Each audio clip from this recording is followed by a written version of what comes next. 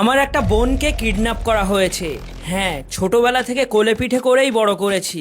আমার নিজের মামার মেয়ে।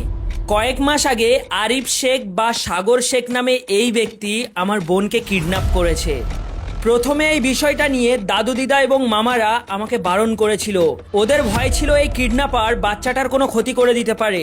আর বাড়ির লোকের ভাবাটা স্বাভাবিক, কারণ ছোট্ট বাচ্চা।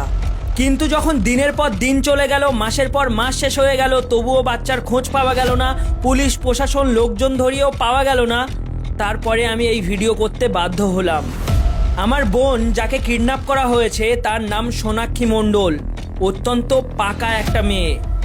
ওর পাকা পাকা কথা ও আচার আচরণ একদম বাচ্চাদের মতো না, বড়দের মতো বুঝতে পারে এবং বড়দের মতোই আচরণ করে। একবার ভাবো, এরকম ছোট্ট একটা পাকা গিন্নি যদি হারিয়ে যায়, তার বাড়ির লোক বা তার বাবার বুকটা কতটা ফেটে যায়। আমার মামা তো এই মেয়েটির শোকে অর্ধ পাগলের মতো হয়ে গেছে। এই আরিফ শেখ বা সাগর শেখ নামের কিডন্যাপার শুধু একজন মুসলিম বলে তার বিরুদ্ধে আমি ভিডিও বানাচ্ছি না। মুসলিমরাও বাবা হয়, তাদেরও কষ্ট হয়। মুসলিমরাও বোঝে যে একটা সন্তান হারানোর কষ্টটা কতটা, কারণ তারাও মানুষ। সবার কাছে হাত জোর করে অনুরোধ, আমার এই ভিডিওটা প্রচুর পরিমাণে শেয়ার করে দিন।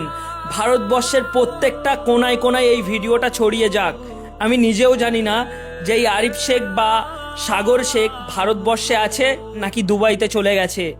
আরও একবার আপনাদের কাছে হাত জোর করে মিনতি করছি যে এই ভিডিওটা শেয়ার করে দিন, এবং প্রত্যেকটা ইউটিউবার এবং কন্টেন্ট ক্রিয়েটারদের বলছি যে আপনারা প্লিজ এই বিষয়টা নিয়ে একটু ভিডিও করুন। আমার বোনটাকে ফিরে পেতে চাই। সত্যি কথা বলতে ওর পাকা পাকা কথাগুলো আমাদের প্রচুর কাঁদায়। ওর কথা যখন যখন মনে পড়ে চোখ দিয়ে এমনিই জল বেরিয়ে আসে। তো প্লিজ সবার কাছে আবারও মিনতি করছি, এই ভিডিওটা প্রচুর পরিমাণে শেয়ার করে দেবেন। আর প্রত্যেকটা ক্রিয়েটার এই বিষয়টা নিয়ে ভিডিও করবেন প্লিজ।